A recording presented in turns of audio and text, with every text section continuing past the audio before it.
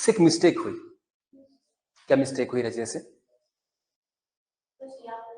या हाँ, वो मिस्टेक होगी उसे, नहीं तो कुछ हद तक नोबेल उसे स्वीकार कर लेते। ये कह करके चलो किसी से शादी कर ले, और किसी रईस खानदान, रजवाड़े खानदान से शादी कर ले, किसी मोहम्मदन से शादी करे, फिर जो उसका पति होगा वो चलाए इसको, तो स्वीकार कर लेते उसको वो। परंतु जो हुआ सो ठीक नहीं हुआ। और आपको मैं एक दिन उस दिन आई थिंक काफी बातें कही थी रजिया के बारे में। हमने कहां तक रजिया के बारे में डिस्कस किया था? ये कर लिया हमने, ये कर लिया था। मैं थोड़ा सा रिपीट करता हूं रजिया को लेकर। रजिया में आप जानते हैं मुस्लिम महिलाओं को अपना फेस कवर करना पड़ता है। हम डिस्कस करें दिल्ली सल्तनत। दिल्ली सल्तनत से पीछे जाइए जरा आप। हिंदुस्तान पे पहला आक्रमणकारी कौन था? मुस्लिम कौन था? हाँ? हिंदुस्तान पे पहला मुस्लिम आक्रमणकारी कौन था? मोहम्मद बिन कासिम। उसके बाद कौन आया था? महमूद ऑफ गजनी। इन दोनों ने कोई परमानेंट सेटल होने की बात नहीं सोची थी। इनके दिमाग में नहीं था कि हमने भारत में सेटल होना है। मगर इसके बाद जो गौरी आया उसके दिमाग में था कि मैं भारत में सेटल होऊंगा और अपनी एम्पायर क्रिएट करूंगा। I will create my empire. उसने ये काम किसको सौंपा? अपने गुलाम कुतुबुद्दीन ऐबक को। सही कि नहीं है? कुतुबुद्दीन ऐबक ने इन्वेंट करा या उसको बनाया दिल्ली सल्तनत को। पर दिल्ली सल्तनत का रियल फाउंडर कौन है? इल्तुतमिश। क्योंकि इल्तुतमिश ने राजधानी लाहौर से दिल्ली शिफ्ट करी थी। तो जो दिल्ली का जो रुतबा हुआ वो किसके समय पे हुआ? इल्तुतमिश के समय। इल्तुतमिश का भी गुलाम था। गुलाम तो सबके थे, परंतु होता है कि ब्लड रिलेशन जो होते हैं ना, जैसे एक पिता चाहेगा कि उसके बच्चे को मौका दिया जाए। सोनिया गांधी क्या चाहती है? कि राहुल गांधी पीएम बने। नेचुरल है, नेचुरल है। परंतु अगर सिस्टम देखा जाए तो सिस्टम क्या बोलता था? गुलाम वंश है। तो क्या वंश है?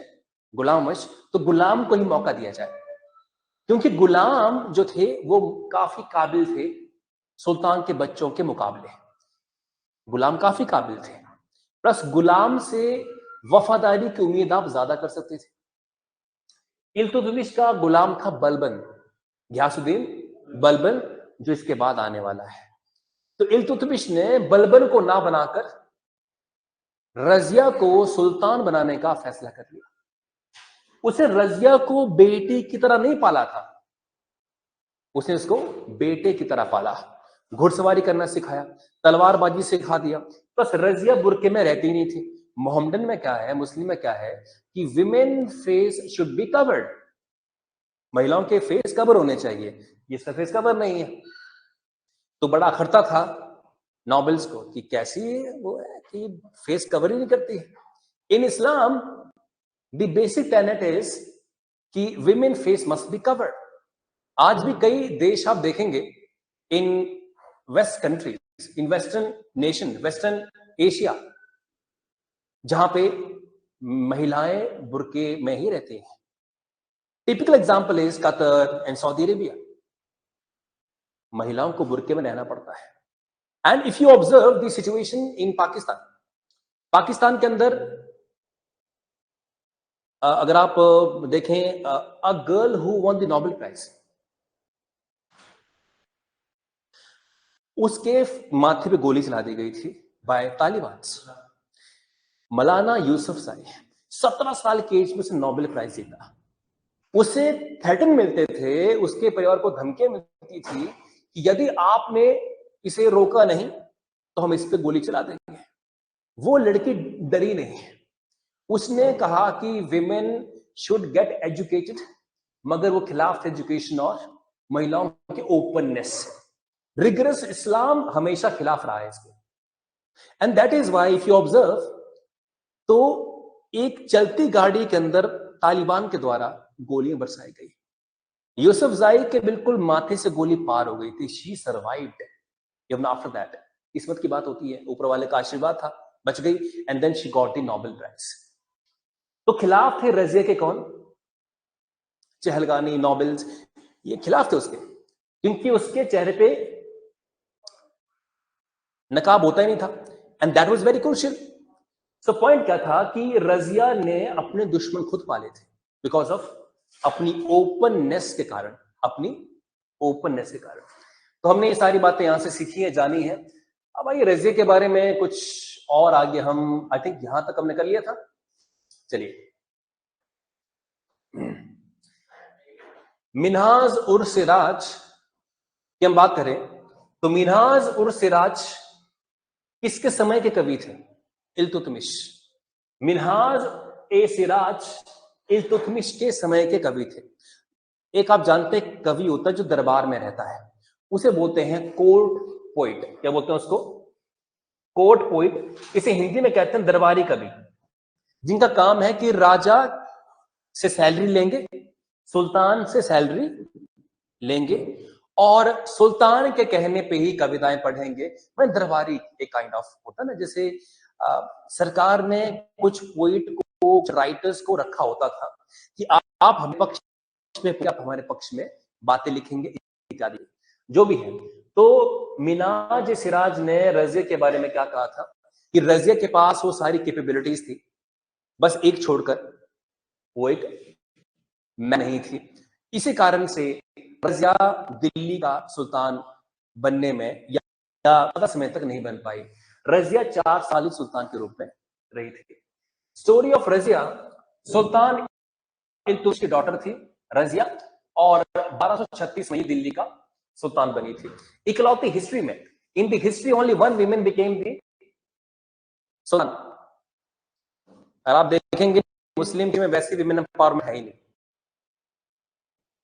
मुस्लिम विमेन एम्पावरमेंट नहीं है। तो उस समय पे 1236 के टाइम पर एक मुस्लिम विमेन का सुल्तान बनना क्या बड़ी बात थी, क्या बड़ी बात थी। बात सही है कि नहीं है? तो इसलिए रजिया को हमेशा हिस्ट्री में एक स्पेशल प्लेस दिया गया है।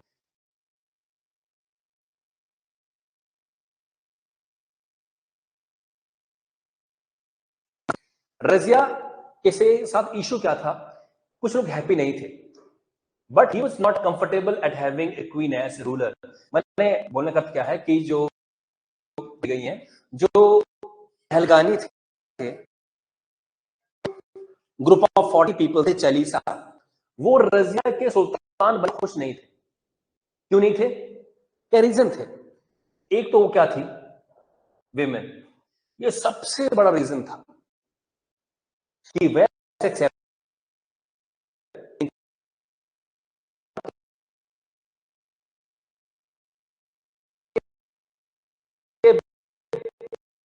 गले सकती पर डिप्रेस्ड ऑलमोस्ट एवरीवेयर। मैं उसकी बात नहीं कर रहा हूं, हिंदुस्तान के इतिहास में राजपूतों में भी कहां किसी महिला को यह दर्जा दिया गया हो? मुझे गिनाओ, कोई नहीं है। इवन आज भी इंडिया की पॉलिटिक्स में सिर्फ 13% विमेन है।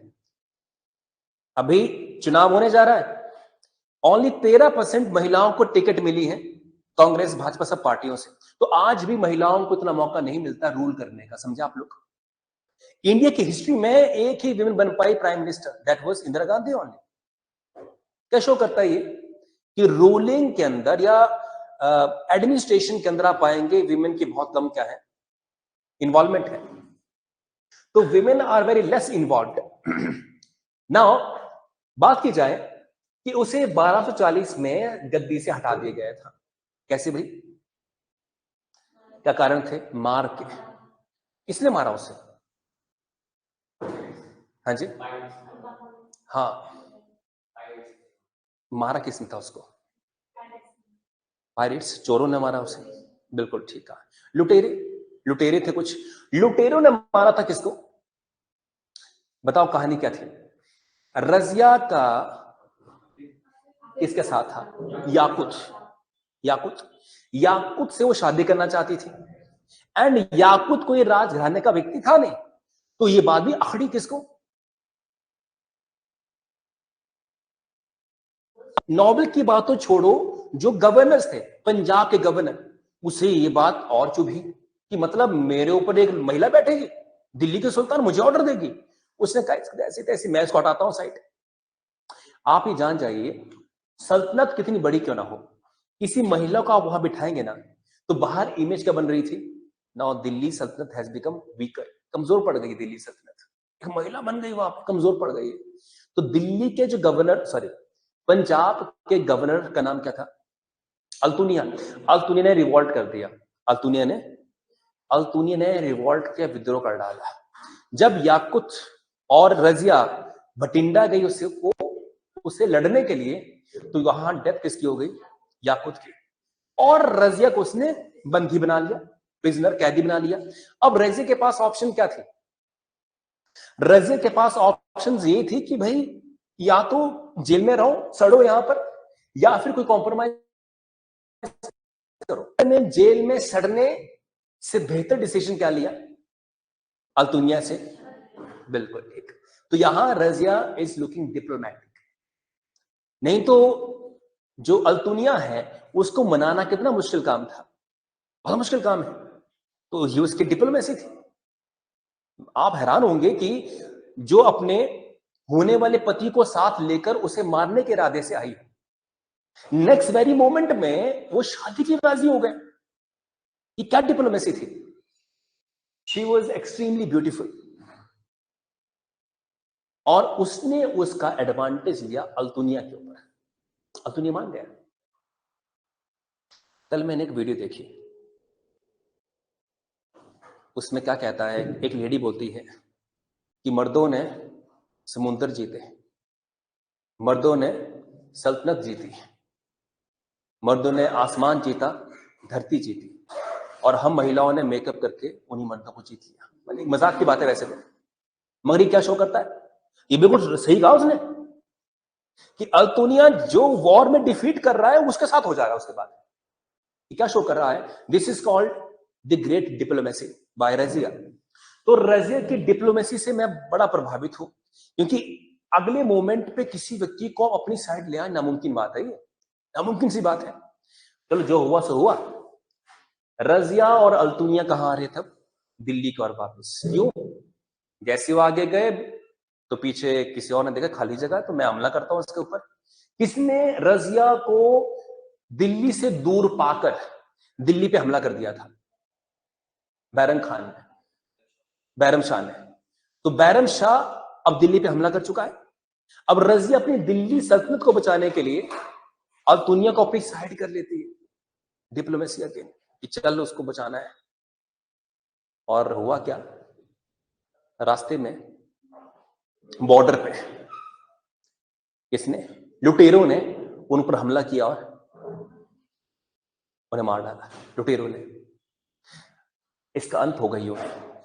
कल मैंने इसी चीज को, एक मैगजीन आती है क्रोनिकल, तो क्रोनिकल मैगजीन में हिस्ट्री कवर की जाती है, मेडिवल, कभी एंशिएंट, तो मैंने वहां पढ़ा, तो वहां लिखा हुआ था कि रजिया सोई हुई थी, उसे सोया हुआ पाकर कुछ अनजान लोगों ने, जिनका नाम पता नहीं था कौन लोग थे, उसे मार गए थे। मैं आपको बताऊं, हिस्ट्री का आप पढ़ेंगे 4 बुक से 4 डिफरेंट हिस्ट्री मिलेंगे आपको, इतनी बुरी हाल। एनसीईआरटी में क्या लिखा हुआ है? लुटेरे। और क्रोनिकल्स की मैगजीन लिख रही हैं कि रजिया को सोता पाकर, वो रेस्ट करने के लिए सोए हुए थे जंगल में, उन पर हमला किया और उनको मार दिया। अगर मैं अपना जीवन छोड़कर साधु बन के रिसर्च करूंगा, कुछ और निकाल दूंगा मैं, रजिया क्यों मारी गई थी, है कि नहीं है? अगर हम और आप घुसेंगे उस चीज के अंदर कि रजिया कैसे मरी थी, किसने हमला किया उसके ऊपर, तो शायद हम और तथ्य निकाल देंगे। हिस्ट्री का हमेशा कोई एक व्यू नहीं होता, जो टॉपिक काफी कंट्रोवर्शियल होते हैं। रजिया की मौत कैसे हुई, कैसा टॉपिक है, कंट्रोवर्शियल, इसलिए कभी नहीं पूछते एग्जाम के अंदर कि रजिया की मौत कैसे हुई थी, क्योंकि सबकी राय अपनी अपनी है इसके ऊपर। ये जरूर पूछेंगे कि रजिया की मौत कब हुई थी? 1240 में, कि सब हिस्टोरियन कहते हैं कि जी हाँ 1240, यहां कोई कंट्रोवर्सी नहीं है। तो कंट्रोवर्शियल जो टॉपिक्स हैं वहां हमेशा क्वेश्चन पूछे नहीं चाहते हैं। समझा आप लोग? हर टीचर अपने डिफरेंट तरीके से बता देता है, इसलिए वो कंट्रोवर्शियल होता है जी। अब बहरम शाह की बात करेंगे। बहरम शाह इसे मान के चलिए, ये बहरम शाह जैसे कि was made the sultan by Chalisa. देखो ये चालीसा ग्रुप ऑफ 40 पीपल जो इल्तुतमिश के खास थे, जो इल्तुतमिश के खास थे कि नहीं थे जी? तो ये इल्तुतमिश के खास थे, इसके बावजूद ये इल्तुतमिश की बेटी के पीछे पड़ गए थे, क्योंकि उनकी लॉयल्टी सिर्फ किसके प्रति थी? इल्तुतमिश के। उनके बेटे या बेटी के प्रति उनकी कोई लॉयल्टी नहीं थी। तो अब क्या था कि बहरम शाह को इन्होंने बना दिया, तो अब इनडायरेक्टली कौन कंट्रोल कर रहा था सत्ता को? तो चालीसा। तो रजिया के बाद इन्होंने शाह को बना दिया सुल्तान दिल्ली का। इसे आप हिंदी में शॉर्ट करते हैं, तो ये पीडीएफ भेज दूंगा, तो आप उसको आराम से स्कैन करके गूगल से बढ़िया से नोट्स बना सकते हैं। दूसरी बात, 1241 में the Mongol invasion took place Lahore में। आप जानते हैं मंगोल बड़े खतरनाक थे। मंगोल ट्राइब तो बड़ी खतरनाक ट्राइब थी। मंगोल ने जहां जहां भी हमला किया उसे अपना बना लिया है, जीत लिया। तो मंगोल का खौफ बहुत ज्यादा था हिंदुस्तान के अंदर, और 1241 में मंगोल ने हमला कर दिया और लाहौर को जीत लिया। 1242 में put to death by his own army. 1242 में बैरम शाह को इसी ही आर्मी के लोगों ने मार दिया, और खिसलू खान प्रोक्लेम्ड हिमसेल्फ एज तो आर्मी का ही अफसर कौन? खिसलू खान। इसने कहा कि मैं दिल्ली का नया सुल्तान है, सुल्तान की सीट के लिए कंपटीशन हो रहा है, राइट? पर उसको डिस्कार्ड किया गया, किसके द्वारा? कौन जी? चालीसा। डिस्कार्ड कर दिया। डिस्कार्ड की बन। अब नेक्स्ट कौन आता है? Alauddin Masud Shah, son of Ruknuddin. आप नाम सुना? इल्तुतमिश का बेटा था रुकनुद्दीन। भाई इल्तुतमिश का बेटा कौन था? रुकनुद्दीन। और रुकनुद्दीन का बेटा अलाउद्दीन मसूद शाह, ये बन गए जी अब दिल्ली का नया सुल्तान। नेफ्यू था किसका? रजिया का भतीजा, क्योंकि रजिया थी बहन रुकनुद्दीन की, और उनका बेटा उसका भतीजा ही होगा। बट क्या था? ये पपेट। पपेट मतलब कठपुतली था, किसके? चालीसा का। रजिया की मौत के बाद जो चालीसा था इनडायरेक्टली सत्ता चला रहा था। कठपुतली मतलब कहेंगे उठ तो उठेगा, कहेंगे बैठ तो बैठ जाएगा। क्या बोलते हैं इसको? कठपुतली। Role of Balba, married the daughter of the sultan. ये बल्बा नहीं, बलबन है। बलबन। तो role of Balban means married the daughter of the sultan. तो बलबन ने इसकी डॉटर से क्या कर लिया? शादी कर ली। डिसइंटीग्रेशन ऑफ द सल्तनत टुक प्लेस। बिहार, बंगाल, पंजाब सारे टूट गए, क्योंकि अब सल्तनत में कमजोर लोग आ खड़े हुए थे, है कि नहीं? ये देखिए, अंडरस्टैंड कीजिए। बलबन कौन हुआ? इसने सुल्तान की बेटी से शादी कर ली थी। सुल्तान की बेटी से इसने शादी कर ली थी, ठीक है जी। और डिसइंटीग्रेशन हो गई फिर बिहार, बंगाल और पंजाब के अंदर।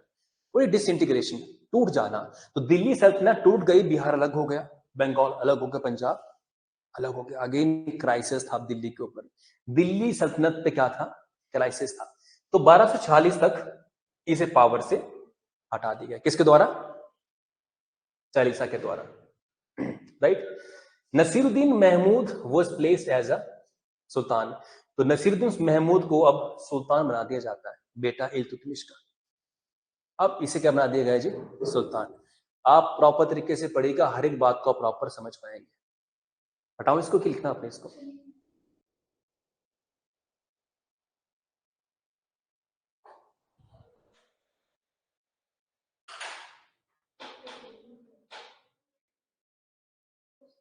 हो गया जी।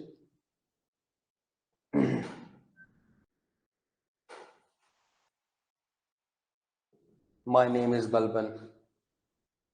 ठीक है, बलबन की बात करेंगे अब इसके बाद, परंतु आप जानते हैं अभी नसीरुद्दीन महमूद की बात करने वाले हैं हम लोग। तो 46 से लेके 66 तक एक लंबे समय तक शासन किसने किया? नसीरुद्दीन ने। कौन थे? ग्रैंडसन किसके? इल्तुतमिश के। ये सुल्तान बन गया था मात्र कितने साल की एज में? 17 साल की एज में। कौन जी? नसीरुद्दीन महमूद। कई बार एग्जाम में ऐसे भी प्रश्न पूछते हैं कि क्रोनोलॉजिकली समय अनुसार चरणबद्ध करिए कि पहले कौन आया, फिर कौन आया, कौन आया, है कि नहीं है? तो आपको इनके नाम सीरियल वाइज रटे भी होने चाहिए, रटे, क्रैम्ड। अब इसको वाज हेल्प बाय बलबन और चालीसा। बलबन और चालीसा किसकी सहायता कर रहे थे? नसीरुद्दीन उसकी सपोर्ट में थे। और बलबन तो बहुत केपेबल था, बहुत क्षमतावादी था। Carefully build his own group and within a short span of 1.5 years, won over some of the opponents. Balban became the de facto rulers.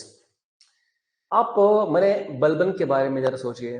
Balban एक ऐसा व्यक्ति था जो दिमाग का बहुत तेज था।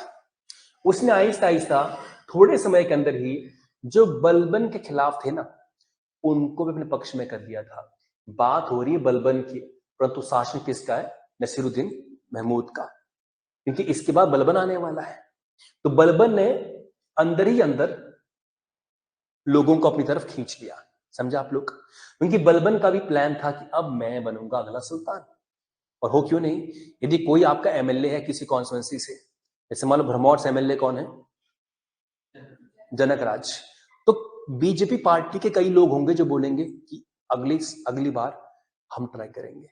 इट मींस जो सत्ता में होता है उसके इर्द गिर्द जो उसके लोग होते हैं वही प्लानिंग उसके खिलाफ कर रहे होते हैं। तो बलबन जो था वो नसीरुद्दीन महमूद को सपोर्ट बेशक कर रहा था, पर ये आहिस्ता आहिस्ता बड़े प्यार से लोगों को अपनी ओर खींच भी रहा था। समझा आप लोग? March toward north east every year to control the rebellions. Balban later poison Nasiruddin and captured the throne. बताइए, तो बलबन ने बाद में नसीरुद्दीन को ही जहर दे दिया और कैप्चर कर ली पूरी की पूरी एम्पायर। तो बलबन, देख लो बलबन क्या कर रहा है। कई बार लोग कहते हैं कि इस्लाम के जो लोग थे ये किसी भी तरीके से सत्ता में आना चाहते थे, सत्ता में आना चाहते थे। और हिंदू में देखो, भगवान राम जैसे भरत की मां ने वादा लिया था दशरथ से कि राम को वनवास और भरत को राजपाट, तो कैसे राम भगवान जो है वो छोड़ के चले गए थे राजपाट। अगर राम चाहते तो विद्रोह कर सकते थे, तलवार उठाकर दशरथ की गर्दन काट सकते थे, जो भी था, या ये बोलते कि नहीं भरत को मैं नहीं दूंगा। परंतु आप जानिए ये एक साहित्य है, ये हिस्ट्री नहीं है। समझे आप? हिस्ट्री क्या होती है? जो इतिहासकारों के द्वारा लिखी जाती है, विद डेट्स, विद प्रूफ। और साहित्य क्या होते हैं? जो किसी ऑथर के द्वारा लिखे जाते हैं। फॉर एग्जाम्पल रामायण किसने लिखी है? हाँ जी, वाल्मीकि ने। तो वाल्मीकि हिस्टोरियन थे क्या? इतिहासकार थे? नहीं, वो एक कवि थे, पोइट थे, राइट? ये किसने लिखा है? महमूद नसीरुद्दीन। इतिहासकारों ने, इतिहासकारों ने रिसर्च किया और लिखा है। समझा? तो इतिहास में और साहित्य में क्या होता है? डिफरेंस होता है। अगर रियलिटी में कुछ ऐसा होता तो, अरे आप रियलिटी देखो, for example this king Ashok, सम्राट अशोक, सम्राट अशोक ने अपने 6 भाइयों को मार दिया था। वो हिस्ट्री है, वो रियलिटी है। समझे? तो बोलने का अर्थ क्या है कि आप हिस्ट्री को ऐसे ना देखें कि मुस्लिम में तो मार काट ही हो रही है, पावर के लिए जहर दे रहे हैं लोगों को, अपने खास लोगों की पीठ में खंजर घोंप रहे हैं। ये ऐसा ही होता रहा है हिस्ट्री के अंदर। पावर का नशा बहुत खतरनाक है। आज जो बंदे पॉलिटिक्स में हैं वो जानते हैं कि कैसे वो हमेशा खतरे के उसमें रहते हैं कि आज वो सीट में बैठे हैं, कल उसी सीट के लिए लोग खड़े हो जाएंगे, दावे ठोकेंगे अपने, अब उनकी सीट हाथ से जा भी सकती है। तो आज वैसा वैसा भी है। बलबन ने इस्टेब्लिश दी सेकेंड इलवारी डायनेस्टी। अब जानते हैं कि इलवारी वंश था। दिल्ली सल्तनत को इलवारी वंश का शासन भी कहते हैं। जो स्लेव डायनेस्टी है ना, स्लेव, समझा आप लोग? जो स्लेव डायनेस्टी है उसे इलबारी डायनेस्टी भी कहा जाता है। स्लेव डायनेस्टी को इल्बारी डायनेस्टी भी कहा जाता है। क्या रहेगा जी?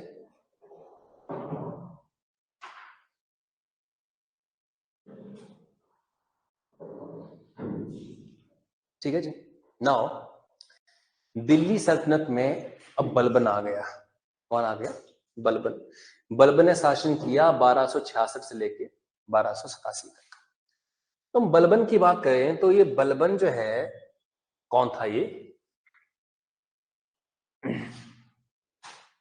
ये इल्बारी ट्राइब का था। इल्बारी जनजाति थी, उसका था ये। सोल्ड एज स्लेव इन बासरा। बासरा एक जगह है गजनी के आसपास, जो आज का अफगानिस्तान है। वहां इसे बेच दिया गया था। इसे खरीदा किसने था? 1233 में इल्तुतमिश ने। तो ये गुलाम किसका था? इल्तुतमिश का गुलाम था। पार्ट ऑफ चलीसा भी था। Chalisa means 40 group of people noble था, उसमें एक बलबन भी था। बलबन। तो बलबन कौन था? चालीसा का मेंबर। 40 में से एक बलबन भी था जो सत्ता को कंट्रोल कर रहे थे। अमीर बने, एक तरह से आप कह सकते हैं कि मिलिट्री का सबसे बड़ा, मतलब मिलिट्री का सबसे बड़ा अफसर, मिलिट्री का सबसे बड़ा अफसर अमीर शिखर। Initially worked as minister of Nasiruddin. तो नसीरुद्दीन की आपने कहानी अभी सुनी। नसीरुद्दीन को जहर किसने दिया था? इसी नहीं तो नसीरुद्दीन का क्या था? मंत्री था स्टार्टिंग में, मंत्री। Married his daughter to the sultan. इसने अपनी बेटी की शादी किससे करवा दी थी? नसीरुद्दीन से। समझा? Married his daughter to the sultan. De facto क्या था? ये साथ में रूलर भी था। De facto means, de facto का मतलब क्या होता है कि, हाँ जी, नहीं, डी फैक्टो का मतलब क्या होता है, जैसे कि बोलने को नहीं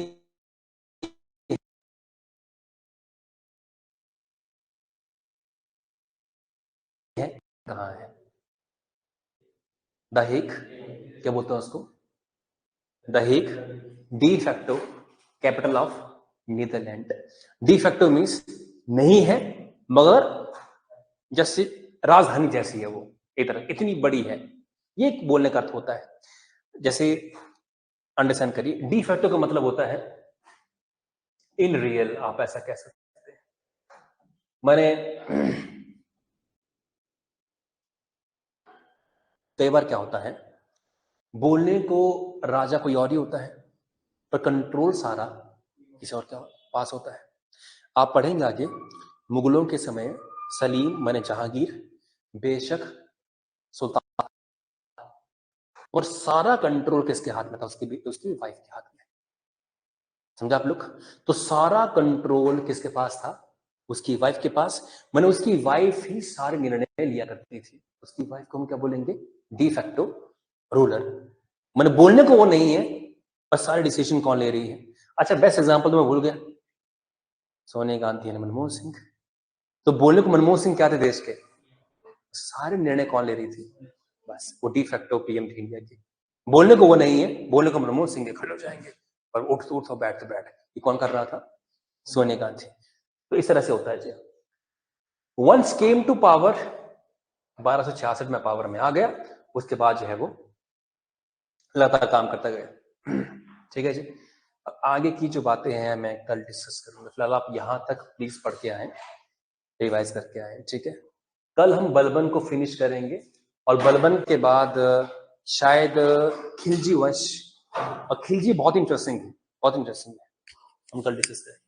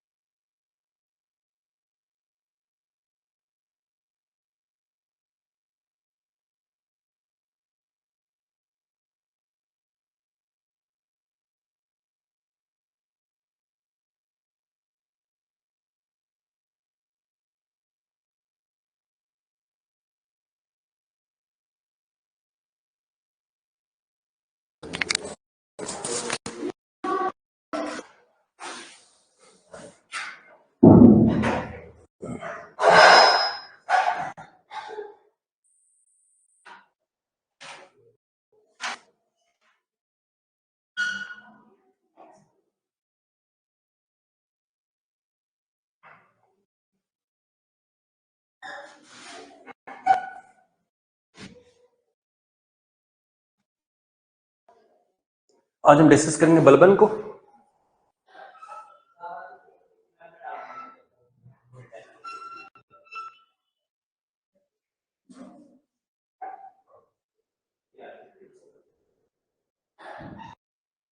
मैंने यहां तक डिस्कस किया था।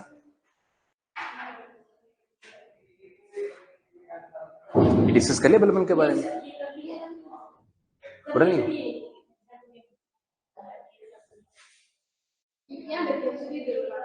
डिफेक्ट रूलर यहां तक किया।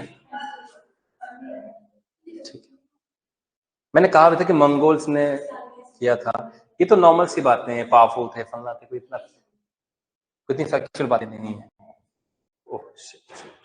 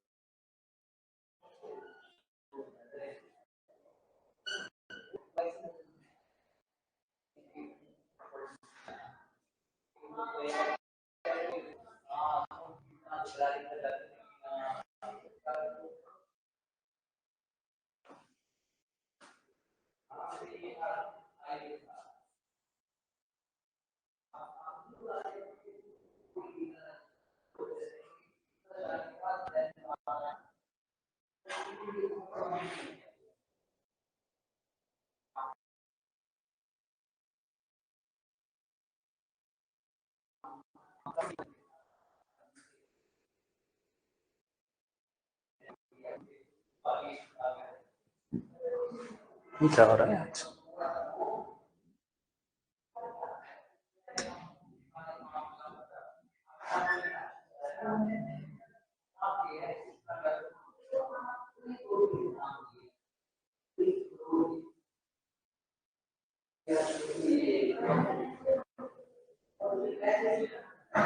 चलिए, बलबन की हम आयरन और ब्लड पॉलिसी की बात करेंगे।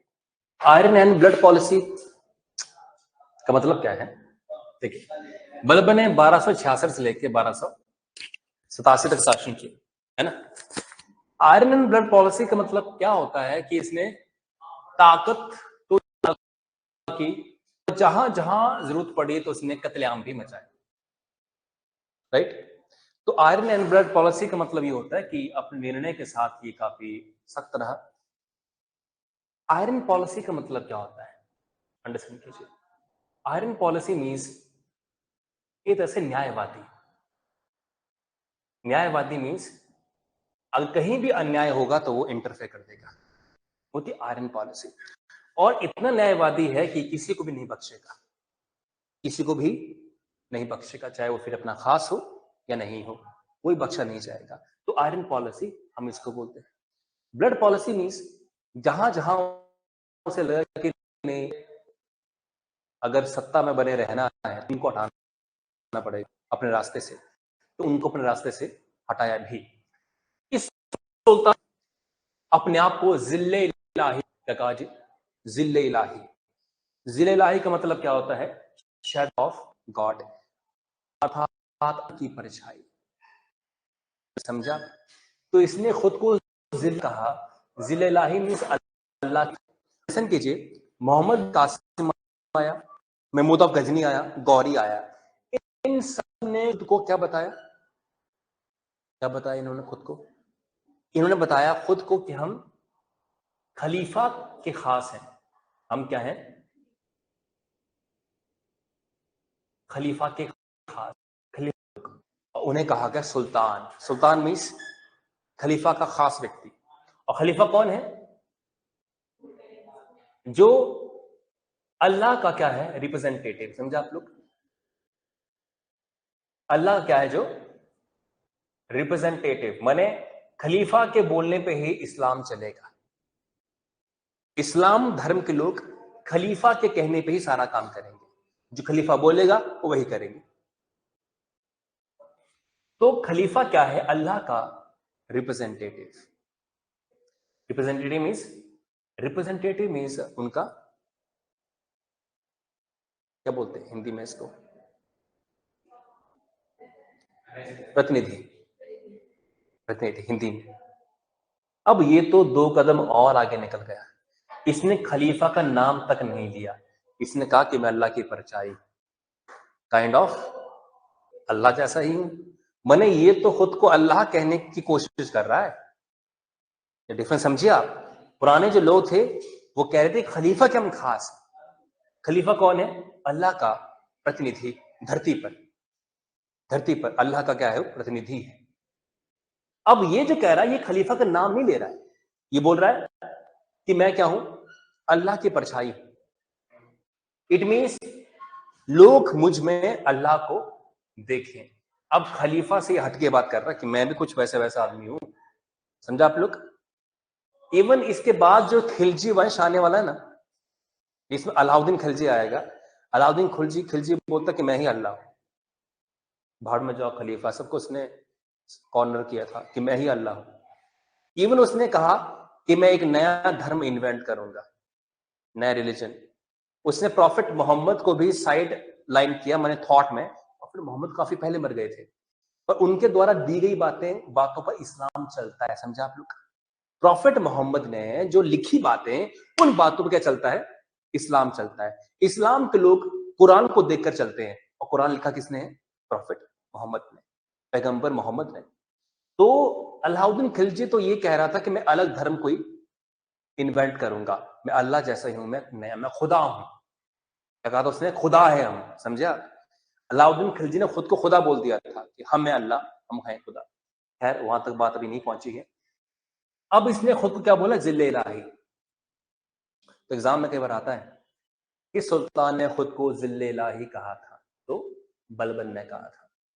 बलबन ने दो प्रथाएं इंट्रोड्यूस की। एक सिजदा, माने प्रोस्टेशन। जैसे आप जब मंदिर के सीढ़ियों पर पहुंचते हैं तो आप ऐसे कुछ माथा टेकते हैं। गुरुद्वारे में भी आप इस तरीके से माथा शायद टेकते हैं। इसे बोलते हैं क्या? सिजदा। ठीक है जी, प्रोस्ट्रेशन बोलते हैं इसको, झुकना इस तरह से। तो इसने क्या कहा कि जब भी मैं आऊं तो लोग ऐसे झुके मेरे सामने। क्या मतलब? समझे? भगवान के सामने झुकते हैं। सजदा क्या होता है? सजदा से सिजदा आता है। सजदा क्या करते हैं हम लोग? सजदा माने अल्लाह के आगे झुकना। आप देखें नमाज लोग कैसे पढ़ते हैं, यूं करके फिर मुंडी नीचे करते हैं, वो होता है सजदा करना। इसने कहा वही मेरे सामने करो वही प्रॉपर टांगे पीछे करके। भाई अल्लाह के आगे तो घुटनों पे करते हैं, सजदा करें। कह रहा कि पूरी टांगे पीछे रखकर ऐसे भाई झुको मेरे सामने। तो कितना ये आदमी खुद को अल्लाह जैसा मान रहा है, खुदा जैसा मान रहा है, कह सकते हैं। तो सिजदा प्लस पैबोज। पैबोज means kissing the sultan feet. सुल्तान जब भी आए तो उनके पैर को चूमो। तो देखो ये लोग जो सुल्तान के पैर पे किस कर रहे हैं। माने सुल्तान क्या समझ रहा है खुद को?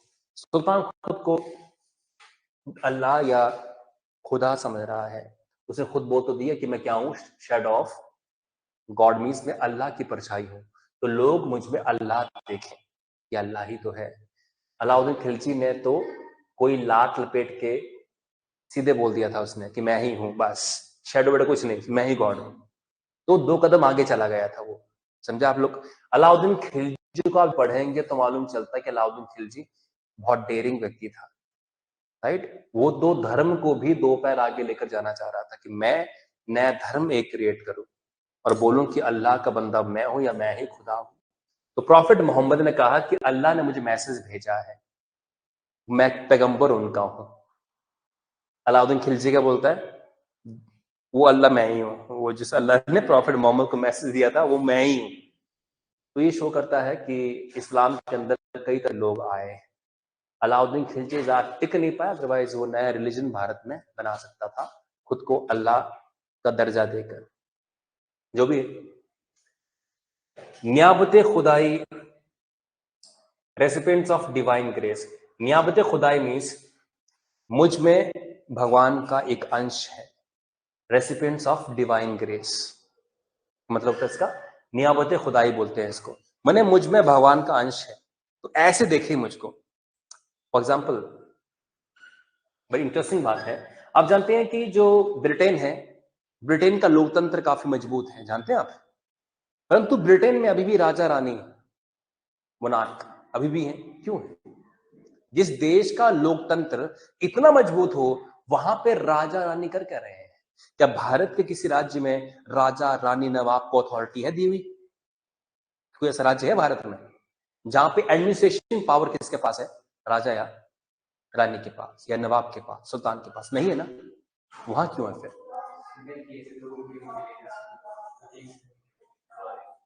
सिंपैथी है।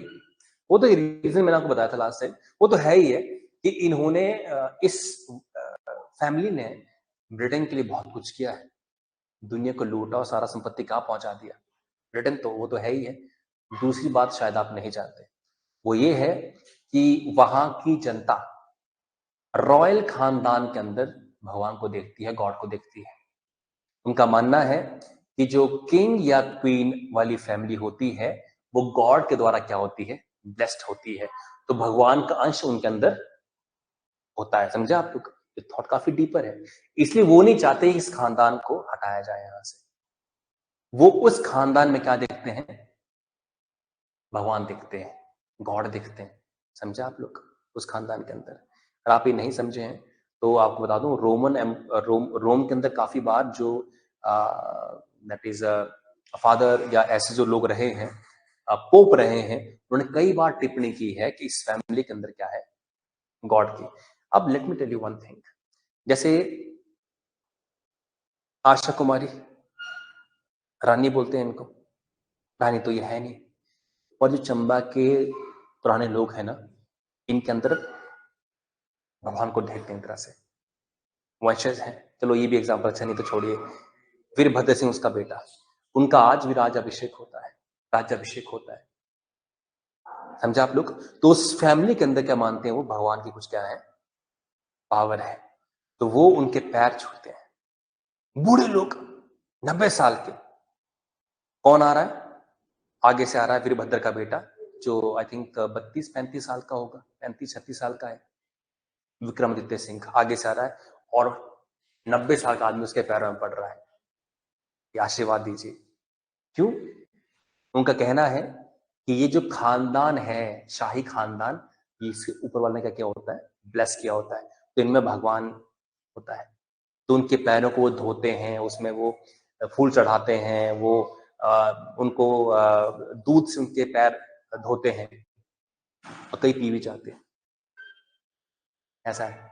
इसीलिए ऐसा कहा जाता है कि जो ये लोग हैं रजवाड़े खानदान के, कभी भी वहां के लोग इनके खिलाफ नहीं जाएंगे। ठियोग ऐसी कॉन्स्टिट्यूंसी है जो वीरभद्र जहां से लड़ते थे, जो एक उनका ही पुराना एम्पायर कह लीजिए, वहां से हो ही नहीं सकता कि वीरभद्र या उसकी फैमिली जो है हार जाए, जब तक पुराने लोग जिंदा है।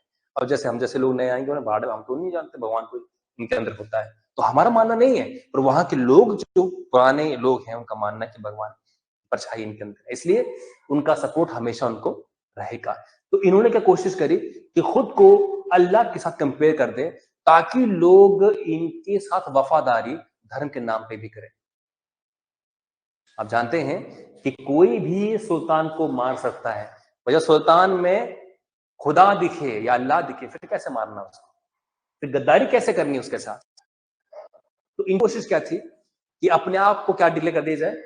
अपने आप को डिक्लेयर कर दिया जाए अल्लाह या फिर खुदा, एक तरह से उसका मैं छाया हूं या उसकी मैं शैडो हूं। तो बस फिर लोगों अल्लाह को देखें बस। क्या दिमाग इसने यूज किया था बलबन में। Member of Iltutmish family killed, deadly blow to Chehalgani, spared only the most obedient to nobles and eliminated। मैंने इसने इल्तुतमिश की फैमिली को सबको खत्म कर दिया लगभग। चहलगानी जो सिस्टम जो इसने बनाया था, इसने उसे बर्बाद कर दिया। इसे मालूम था कि इन्हीं चहलगानियों ने रजिया के को बर्बाद किया है। इन्हीं चहलगानी ने इल्तुतमिश के बेटे पोते को भी तंग और परेशान किया है। आप जानते हैं बलबन किसका मेंबर था? चहलगानी का था। और चहलगानी बड़ी पावरफुल थी क्योंकि सुल्तान को सारे निर्णय किनकी सलाह पे लेने पड़ते थे? जैसे काउंसिल ऑफ मिनिस्टर कह लीजिए, इनके आपके राष्ट्रपति को सारे निर्णय मंत्रिमंडल की सलाह पे लेने पड़ते हैं, वैसे वैसे अब मान लीजिए कोई कहे कि आपको इस पहाड़ पे चढ़ना है, आप इस पहाड़ पे जो है चढ़ना है और एक सीढ़ी है मान लीजिए, अब यहां काफी लोग वेटिंग में हैं और आप सीढ़ी से चढ़ गए, आप यहां पहुंच, आप बलबन है, तो आप क्या चाहेंगे? इस सीढ़ी को तोड़ दिया जाए, नहीं तो बाकी लोग ऊपर आ जाएंगे। ये सीढ़ी क्या थी? चहलगानी। कि चहलगानी के मेंबर इतने पावरफुल थे कि सुल्तान बनने का दावा जो है वो ठोकते थे। बलबन खुद एग्जांपल है, वो चहलगानी का मेंबर था। तो चहलगानी के मेंबर इतने पावरफुल फेमस हो जाते थे कि वो सुल्तान बनने का दावा ठोकते थे, जिस कारण से उसने उसी को ही खत्म कर दिया। तो ऑब्वियसली अगर आप चाहते हैं कि आपको कोई कंपटीशन ना दे, तो जिस रास्ते आप वहां पहुंचे हैं पहाड़ पर या माउंटेन पर या कहीं पे भी दीवार फांदे हैं, ये जो सीढ़ी है आपको ये तोड़ देनी चाहिए, तो कंपटीशन ऊपर आता जाएगा और आप सरवाइव नहीं कर पाएंगे। इसने इस चहलगानी सिस्टम को तोड़ दिया था, खत्म कर दिया था। इसने जो जो बड़े वफादार इसके नोबल थे ना, बड़े वफादार थे नोबल जो थे, उनको छोड़ा, बाकी सबको जो है वो रास्ते से हटा दिया। मैनी वर पॉइजन, काफी को जहर दे दिया इसने। इसने कंपटीशन ही खत्म कर दिया, राइट। इवन इसने जो नॉन टर्क्स थे, टर्क्स माने जो तुर्किस्तान के लोग थे, जो नॉन टर्क्स इवन मुस्लिम भी थे, उनको भी उन्होंने इन्वॉल्व नहीं किया अपने राजशाही खानदान में। माने इसके दरबार में जो गैर तुर्की लोग थे उन्हें इन्वॉल्व नहीं किया जा रहा था। देखो कुछ मुसलमान हिंदू मुसलमान भी थे। हिंदू मुसलमान मीन्स भारत में जब इन्होंने आक्रमण किया, कासिम ने, महमूद अफ गजनी ने, गौरी ने, तो कई हिंदू कन्वर्ट कर दिए गए थे किसमें? मुस्लिम में। उनके साथ दुष्व्यवहार किसने किया था? बलबन ने। उसने कहा कि ये हिंदुस्तानी मुसलमान है, ये पक्के मुसलमान नहीं है, ये ओरिजिनल मुसलमान नहीं है, जो तुर्किस्तान से नहीं आया है उसको मैं वैल्यू नहीं करूंगा। तो काफी रेसिस्ट इसका क्या था? रवैया था, इसका व्यवहार था। सही बात है कि नहीं? तो काफी रेसिस्ट इसका व्यवहार था। और चलिए बड़ा हो रहा है काम, कल डिस्कस करते हैं इस चीज को, ठीक है जी। इसको मैं ऑफ कर देता हूँ, बाकी की डिस्कशन कल होगी बलबन के बारे में।